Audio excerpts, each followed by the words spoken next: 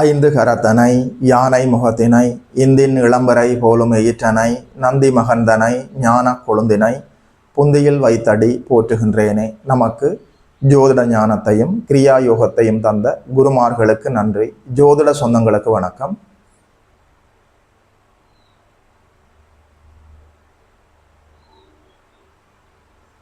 இன்றைக்கு இந்த பதிவில் 2026ஆம் ஆண்டு தமிழ் மாதம் சித்திரை மாதம் மகரம் ராசிக்காரர்களுக்கு என்னென்ன நற்பலன்கள் எல்லாம் நடக்க இருக்கிறதுன்னு சொல்லி பார்க்கலாம். இயற்கை அசுபர்கள் சனியும் செவ்வாயும் 3ஆம் இடத்தில் மறைந்திருக்கிறார்கள், மீனத்தில் அமர்ந்திருக்கிறார்கள்.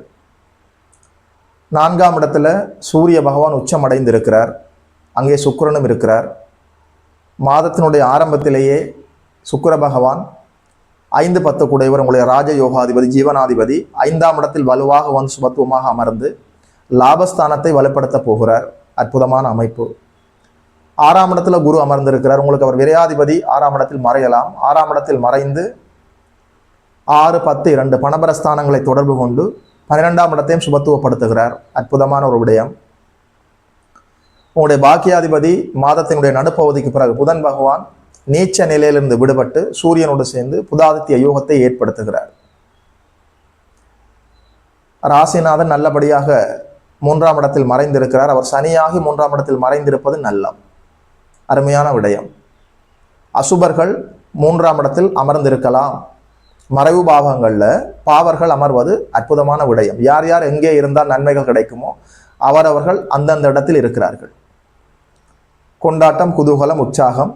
அற்புதமான மாதமாக மகர ராசிக்காரர்களுக்கு விடிந்திருக்கிறது, மலர்ந்திருக்கிறது. சரியாக நீங்கள் இதை புரிந்து கொள்ளலாம். 5ஆம் இடத்துல நல்லபடியாக சுக்கிரன் அமர்ந்திருக்கிற போது குழந்தைகள் பற்றிய கவலைகள் விலகும், புத்தி கூர்மை அதிகரிக்கும், இறை அருள் இருக்கிறது.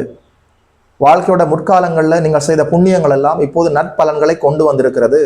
பூர்வ புண்ணியம் தாராளமாக செயல்பட காத்திருக்கிறது.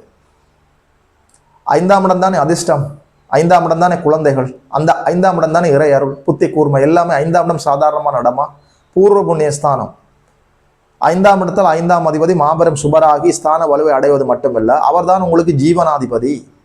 ஜீவனாதிபதி ஸ்தான வலுவை அடைந்து லாபஸ்தானத்தை தனிச்சுக்குரன் பார்க்கிறார்.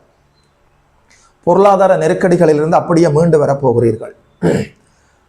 6ஆம் இடத்துல நல்லபடியாக குரு அமர்ந்து பணபரஸ்தானங்களை அப்படியே தொடர்பு கொள்கிறார். 6ஆம் இடம் உடைய வேலை, 10ஆம் இடம் உடைய தொழில், 2ஆம் இடம் உடைய வருமானம்.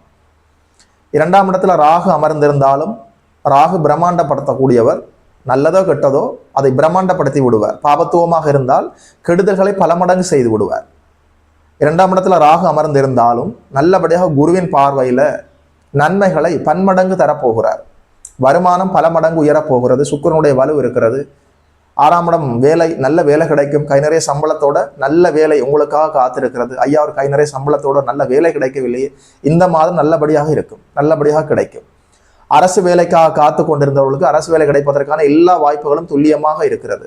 அரசியல்வாதிகளுக்கு பொற்காலம், பட்டம் பதவி தேடி வரும். அரசு வேலை, கை நிறைய சம்பளத்தோட தனியார் துறையில வேலை கிடைப்பதற்கு எல்லா வாய்ப்பும் இருக்கிறது. வேலையில இருந்த அசௌகரியங்கள் எல்லாம் அப்படியே விலகும். வேலை செய்கிற இடத்துல மனசுக்கு நிறைவாக இருக்கும். சுற்றி இருப்பவர்கள், மேலதிகாரிகள் எல்லோருமே உங்களை புரிந்து கொள்வார்கள். 10ஆம் இடம் குருவின் பார்வையில் இருக்கிறது. ஜீவனாதிபதி ஸ்தான வலுவை அடைந்து லாபஸ்தானத்தை பார்க்கிறார்.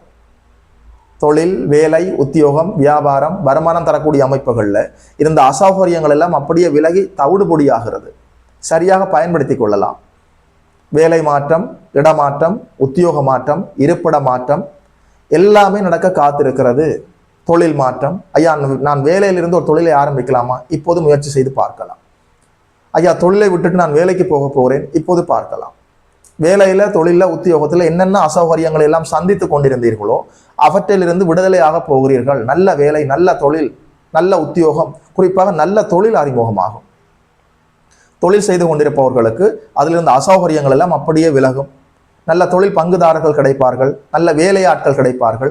வேலையில, தொழில, உத்தியோகத்துல, வருமானத்துல, வியாபாரத்துல என்னென்ன தடைகள், என்னென்ன அசௌகரியங்கள் எல்லாம் நீங்கள் சந்தித்து கொண்டிருந்தீர்களோ அப்படியே விலகி தவிடுபொடி ஆகிறது.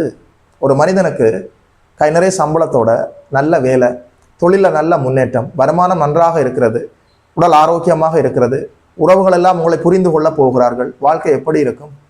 சித்திரை மாதம் மகர ராசிக்காரர்களுக்கு உண்மையிலேயே வாழ்க்கை அற்புதமாக இருக்கிறது. சரியாக பயன்படுத்திக் கொள்ளலாம்.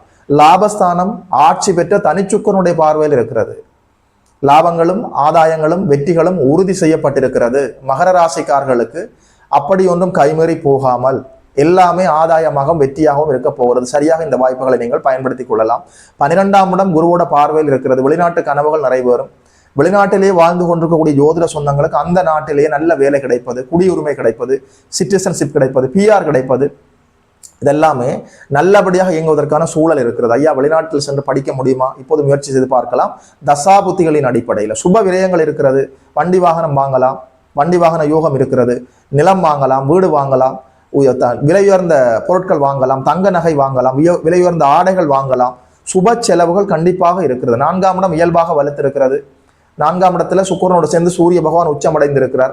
4ஆம் இடத்துல மாதத்தினுடைய நடுப்பகுதிக்கு பிறகு புதாதித்ய யோகம் ஏற்படுகிறது. சரியாக புரிந்து கொள்ளுங்கள். வண்டி வாகன சேர்க்கை, நிலபுல சேர்க்கை, வீடு வாங்கலாம், கட்டலாம், இது போன்ற அமைப்புகளை பார்த்து கொள்ளுங்கள். சுப செலவு கண்டிப்பாக இருக்கிறது. பயணங்களால் நன்மை. ஐயா எதுவுமே வேண்டாம் ஐயா, நிம்மதியாக உறங்கலாமா? 12ஆம் இடம் பரிபூர்ண சுபத்துவமாக இருக்கிறது. நிம்மதியாக அக்கடான்று உறங்கலாம். நல்ல வேலை, நல்ல தொழில், நல்ல வருமானம், நல்ல உத்தியோகம், நிலையான சொத்துக்களை வாங்க முடியும். உங்கள் வார்த்தைகளுக்கு நல்ல அங்கீகாரம் கிடைக்கும். 2ஆம் இடம் சாதாரணமான இடமா? உங்களுடைய பேச்சு, உங்களுடைய சாப்பாடு, உங்களுடைய தாட் ப்ராசஸ், உங்களுடைய கமிட்மெண்ட், கொடுக்குற வாக்குறுதியை அப்படியே நிறைவேற்ற முடியும். கொடுத்த வாக்கை காப்பாற்ற முடியும். உங்கள் பேச்சை எல்லோரும் மதிப்பார்கள். உங்களுடைய வார்த்தைகளுக்கு நல்ல அங்கீகாரம் இருக்கிறது. நல்ல வருமானம் இருக்கிறது. என்ன சொல்ல, எப்படி சொல்ல, எந்த எக்ஸ்பெக்ட்ல பார்த்தாலுமே மகர ராசிக்காரர்களுக்கு இந்த சித்திரை மாதத்துல எந்த தீய பலனும் சொல்ல முடியவில்லை. எல்லாமே நன்றாக இருக்கிறது. ஐயா திருமணம் செய்து கொள்ளலாமா? திருமண விடயத்துல சற்று அவசரம் காட்டக்கூடாது. 2ஆம் இடத்துல ராகு, 8ல கேது. இந்த ஒரு விடயத்தை பார்த்து கொள்ள வேண்டும்.